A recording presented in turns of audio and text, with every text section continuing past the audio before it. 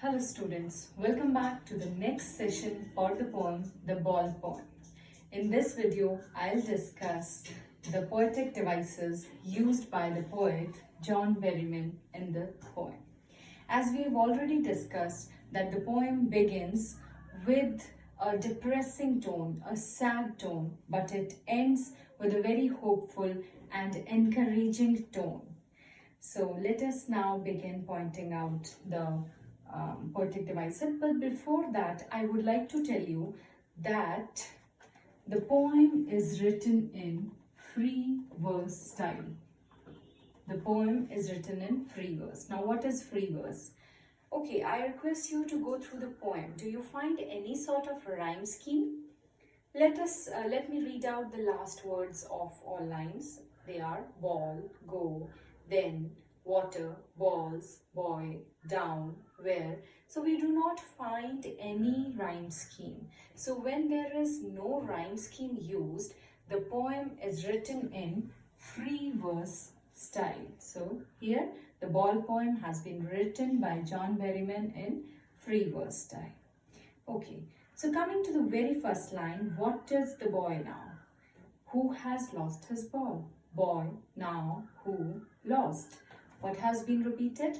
The O sound. So, vowel sound repeated in between the words. That means there is usage of assonance. The vowel sound repeated in the middle of the words. Then coming to the second line, what is he to do? So the first line also we have what, second line also we have what, and when the words or sentences are repeated or the words in the beginning of the line are repeated, that is the usage of anaphora. Anaphora. So poetic devices, assonance, anaphora, repetition of words in the beginning of lines. Then coming to the after a few lines, we find the very third line. After this, I saw it go merrily bouncing. Now, merrily bouncing down the street. See, bouncing word we generally use for things only. But when we say merrily bouncing, that means happily bouncing. It gives us an image of happily jumping, someone happily jumping. So this can be called an example of personification. Happy, because who is happy? Who has been personified? The ball is happily bouncing. Personification. The ball has been personified. Then coming to the next poetic device, after a few lines, we see the line, last 1, 2, 3, 4, 5, last 6th line, we can see, balls will be lost, always little boy. So first of all, what do we see? The repetition of the word balls. So the usage of repetition. Repetition is very much there. Now again, I would point out what is the difference between anaphora and repetition. Repetition is when line or a phrase or a word has been repeated in the poem anywhere. But the anaphora is when the first word has been repeated. First word of the line has been repeated, then it is the usage of anaphora. So after repetition, balls will be lost always. Now here, does the poet actually mean balls? No. By balls, the poet means the loved ones or the loved possessions. Loved possessions. So that means ball has been used as a metaphor here. So we can say that here we find an example of metaphor. So the next poetic device we got is metaphor.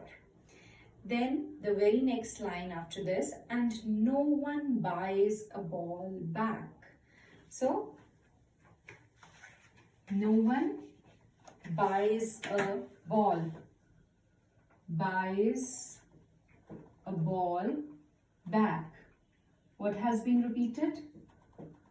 B sound. So that means here we find the usage of alliteration. What is alliteration?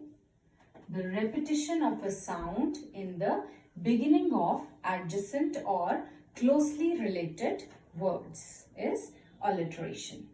Then coming to the next line, he is learning well behind his desperate eyes. So once again, which sound has been repeated? E sound.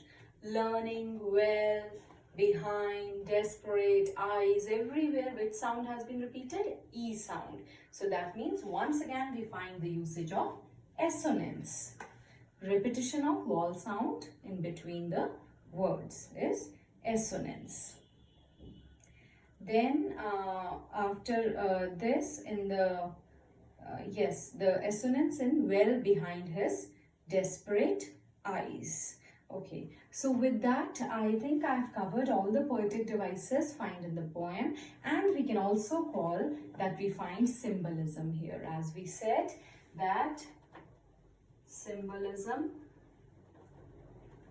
that the ball poem, the ball, we can say it is a metaphor because the loved possessions has been compared to the ball, and it is we find symbolism here where the poet says all his young days here symbolize the days which can never come back. They can be childhood, they can be innocence, they can be any day of dreams.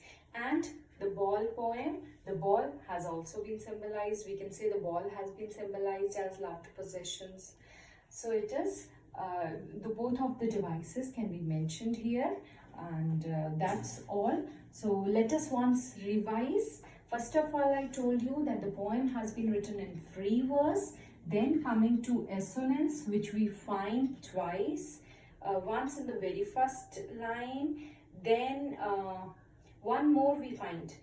His ball went, I would not intrude on him. Would not on. So once again assonance. 2. Then number 3, he is learning well behind desperate ears. The desperate eyes. The repetition of vowel sound E. So thrice he has used assonance. Then anaphora in the first and second line, what has been repeated. Then personification, when the ball is personified as someone who is happy. Then repetition, balls will be lost. So repetition of the word ball. Ball has been used as a metaphor for loved possessions. Alliteration is used and no one buys a ball back. So B sound has been repeated. So alliteration. And then we can say symbolism, because what is symbolism? When the thing or the poem symbolizes something. The poem here symbolizes the loss of something and how to cope up with the loss. That's all about the poetic devices in the ball poem. I hope these are clear to you, and if they are clear, I want you all to make notes of these in your textbook or in your notebook. Alright students, take care, goodbye, stay safe, stay home.